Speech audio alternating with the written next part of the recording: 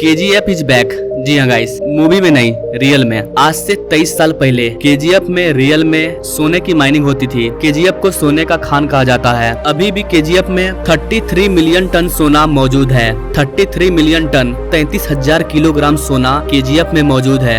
ये पूरा का पूरा खजाना है गाइस। आज के टाइम में 10 ग्राम सोने का प्राइस 80 से 90 हजार तक चला गया था और KGF में अभी 3 करोड़ 30 लाख ग्राम सोना मौजूद है। आज से 23 साल पहले कई हजार क्विंटल सोना निकल चुके हैं। उसके बाद भी यहाँ पर इतना सोना मौजूद है। तो अपने KGF मूवी तो देखा ही होगा, सुनने में आ रहा है KGF 3 भी आ रहा है। तो आज के इस वीडियो में हम लोग रियल KGF के बारे में जानेंगे। KGF कहाँ पर मौजूद है, भारत सरकार फिर से KGF में माइनिंग स्टार्ट क्यों कर रही है, KGF में माइनिंग का काम बंद क्यों हुआ था। आइए बात करते हैं KGF इज बैक के बारे में।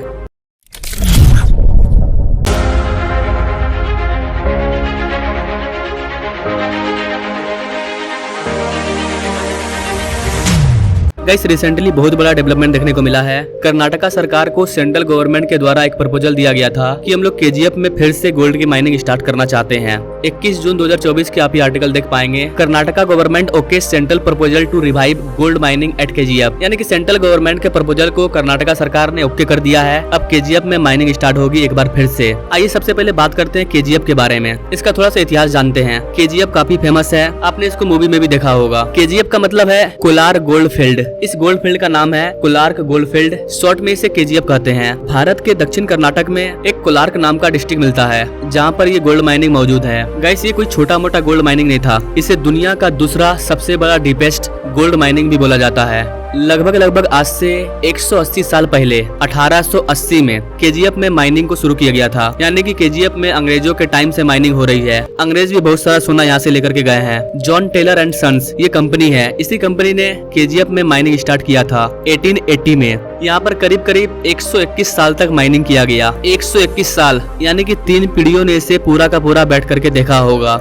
यहाँ पर से करीब 800 टन सोना को निकाला गया था।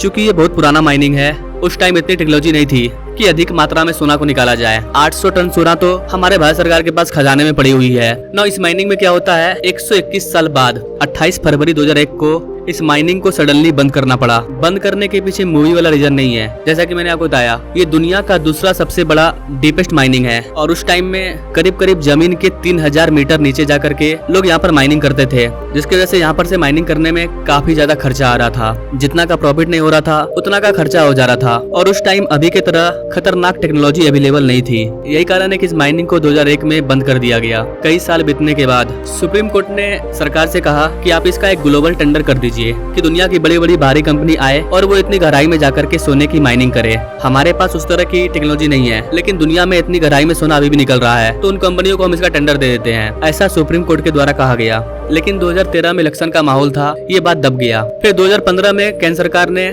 खुद ही इस माइनिंग को रिवाइव करने का प्रयास करने लगी ताकि एक बार फिर से सोने का डोमेस्टिक प्रोडक्शन स्टार्ट हो जाए। लेकिन 2015 में भी KGF में माइनिंग की शुरुआत नहीं हुई। लेकिन गाइस, 2020 में एक बहुत ही बड़ा मेजर डेवलपमेंट देखने को मिला। 2020 में हमारी इंडियन गवर्नमेंट की एक कॉर्पोरेशन लिमिटेड कंपनी है, इन्होंने कर्नाटका गवर्नमेंट को अप्रोच किया कि हम लोग KGF में एक सर्वे करना चाहते हैं। इस सर्वे को हम लोग 3000 एकड़ के एरिया में करेंगे। अगर हमें यहाँ पर किसी भी प्रकार के मिनरल्स मिलते हैं, चाहे वो गोल्ड हो या फिर कोई और मिनरल हो, तो उस केस में हम लोग यहाँ पर माइनिंग की शुरुआत करेंगे। क्योंकि वर्तमान में कई तरह की टेक्नोलॉजी आ चुकी है जिसके द्वारा ये बताया जा सकता है कि अंदर क्या है, सोना चांदी जो भी है वो कितने मात्रा में मौजूद है, कितना गहराई में मौजूद है, सारा चीज आराम से एक सर्वे में पता चल जाता है। इस कंपनी के द्वारा कहा गया था कि अगर यहाँ पर कोई भी मिनरल्स नहीं मिलता है तो ये वाली भूमि हम लोग कर्नाटक सरकार को दे देंगे, आप यहाँ पर इंडस्ट्रियल पार्क बना लेना। लेकिन गाइस, जब इन्होंने सर्वे किया तो ये लोग हैरान रह गए कि यहाँ पर अभी भी बहुत सारे सोने मौजूद हैं और इसी सर्वे की वजह से सेंट्रल गवर्नमेंट ने कर्नाटक गवर्नमेंट को प्रपोजल दिया कि यहाँ पर हम गोल्ड की माइनिंग को स्टार्ट करेंगे और कर्नाटक गवर्नमेंट ने भी इसको पास कर दिया है। पूरा इसका रिपोर्ट तैयार किया गया, कैसे यहाँ पर हम लोग माइनिंग करेंगे, किस कंपनी को इसका काम सौंपा जाएगा, इन सारी चीजों को सेंट्रल गवर्नमेंट और स्टेट गवर्नमेंट के द्वारा पास कर दिया गया है। अभी जो KGF में माइनिंग मौजूद है वो 1000 एकड़ के एरिया में फैली हुई है और इस वाले 1000 एकड़ के एरिया में फिर से माइनिंग स्टार्ट होने जा रहा है। वैसे तो ये माइनिंग कर्नाटक में है, लेकिन इसको हैंडल करने का काम सेंट्रल गवर्नमेंट की एक PSU करती है, BGML, Bharat gold mines limited. Bharat में जितना भी सोने का माइनिंग होता है वो इन्हीं के द्वारा मैनेज किया जाता है।